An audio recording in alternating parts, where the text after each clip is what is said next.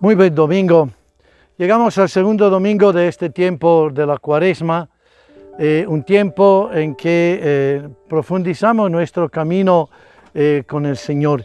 Acabamos una semana que nos vio la preocupación de la reserva de oro del país, entonces una presumible dificultad en el balance del país, una hipótesis de inflación, entonces de aumento de las cosas cotidianas por la crisis que se está perfilando en el dólar, una situación de violencia que continúa, por un lado dentro de las situaciones familiares, casos de feminicidio, casos de maltrato infantil se siguen presentando en la cotidianidad y son un desafío a todo esto dentro de nuestra juventud, este camino que les mete alternativo a un compromiso político que aparece cada vez más corrupto, menos significativo, para a cuál dedicar la vida, para dedicarla a otras cosas como el karaoke, como la evasión, porque no se puede encontrar o no se logra encontrar un sentido a la propia vida. Con todas estas situaciones nos ponemos delante de la palabra de Dios. Lectura del Santo Evangelio según San Mateo, capítulo 17, versículos del 1 al 9. En aquel tiempo, Jesús tomó consigo a Pedro, a Santiago y a Juan, el hermano de éste, y los hizo subir a solas con él a un monte elevado. Ahí se transfiguró en su presencia. Su rostro se puso resplandeciente como el sol, y sus vestiduras se volvieron blancas como la nieve. De pronto aparecieron ante ellos Moisés y Elías, conversando con Jesús. Entonces Pedro le dijo a Jesús: «Señor, qué bueno sería quedarnos aquí. Si quieres, haremos aquí 3 chozas, una para ti, otra para Moisés y otra para Elías». Cuando aún estaba hablando, una nube luminosa los cubrió, y de ella salió una voz que decía: «Este es mi Hijo muy amado, en quien tengo puestas mis complacencias. Escúchenlo». Al oír esto, los discípulos cayeron rostro en tierra, llenos de un gran temor. Jesús se acercó a ellos, los tocó y les dijo: «Levántense y no teman». Alzando entonces los ojos, ya no vieron a nadie más que a Jesús. Mientras bajaban del monte, Jesús les ordenó: «No le cuenten a nadie lo que han visto, hasta que el Hijo del Hombre haya resucitado de entre los muertos». Palabra del Señor. Gloria a ti, Señor Jesús.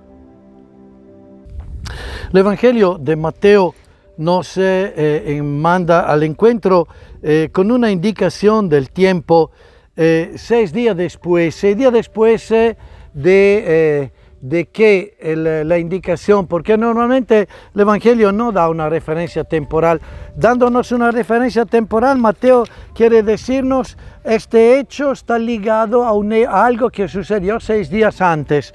¿Qué sucedió 6 días antes? Fue el encuentro en Cesarea, donde Jesús pregunta a sus apóstoles: ¿quién dice la gente que soy yo? Y después pregunta: ¿ustedes qué dicen que soy yo? Y entonces, ¿cómo decirnos esta experiencia que están para vivir tiene que ver con la identificación de Jesús en la vida del discípulo, en la vida del apóstol, tomando en cuenta que Mateo escribe para ayudarnos a crecer en la fe.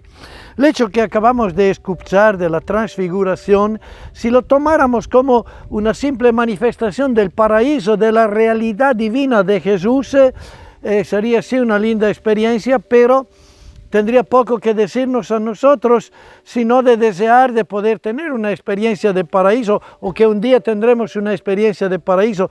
Pero en el camino del discípulo, todo esto es una proyección que no le ayuda, porque no depende de él, sino depende de Dios. Entonces, si Mateo nos presenta este hecho de la transfiguración, entonces quiere decir que la clave de lectura tiene que ser la clave de formación del discípulo.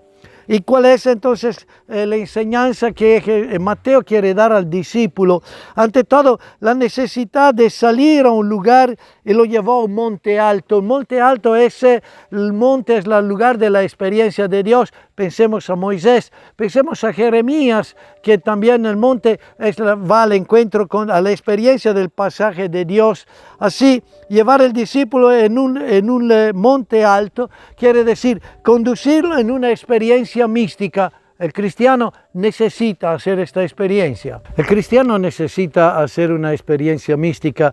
Por eso que necesita de vez en cuando salir de la cotidianidad para estar en un lugar desértico, entendido en un lugar donde nada lo distraiga, en un lugar donde pueda concentrarse en la experiencia de Dios. Si no hacemos esta experiencia, nuestra fe se vuelve y queda superficial y queda priva de significado en nuestra historia. Aquí viene esta experiencia entonces que los 3 discípulos están haciendo. Su rostro resplandeció como el sol. Quiere decir que hay que reconocer la divinidad de Jesús dentro de la historia de nuestra vida, y esta luz que emana del creyente cuando acoge esta experiencia mística de Dios y es capaz entonces dentro de la realidad de todos los días de reflejar esta luz que no viene de sí, es un don de Dios que le crece dentro en el camino de frecuentar la palabra de Dios y dejar que sus actitudes, sus decisiones, su manera de actuar y de ser sea un reflejo iluminado por la palabra de Dios, por el encuentro con Jesús. Y entonces, para poder vivir esta experiencia cotidiana, necesita por un lado apartarse y reconocer esta frecuencia con Dios dentro de la historia que está viviendo. Entonces se vuelve una experiencia de comunión, una experiencia de amor, una experiencia de visión de Dios que lo ayuda a estar en los desafíos de todos los días a la luz de estos 2 personajes, Moisés y Elías, que son una indicación que ayuda a entender cómo estar en los desafíos de todos los días a partir de esta experiencia de Jesús. Al lado de Jesús aparece Moisés y Elías.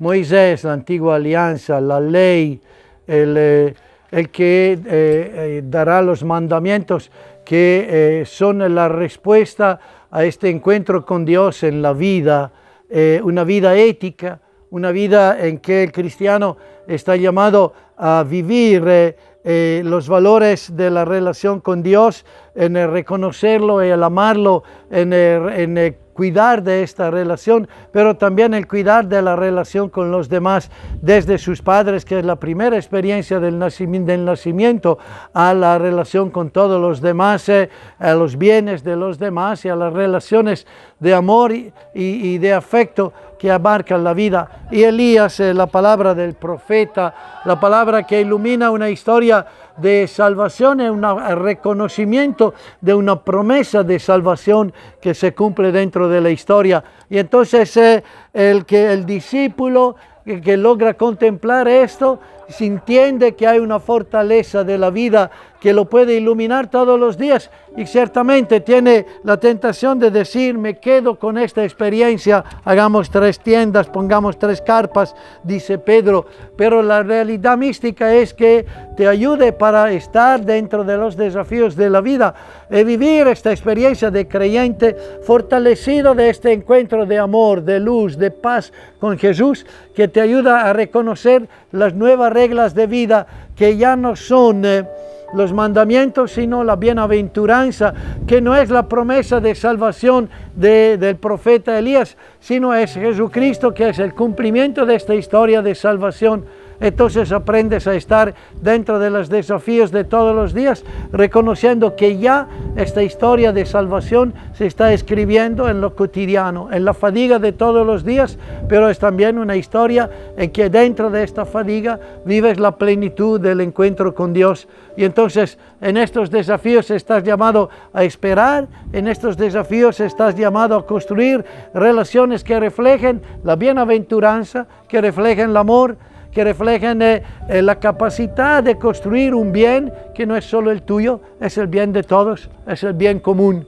Segundo domingo de este camino de Cuaresma, que el Señor nos ayude a recoger este desafío, a vivir esta experiencia mística y a iluminar con esto la cotidianidad. Buena semana.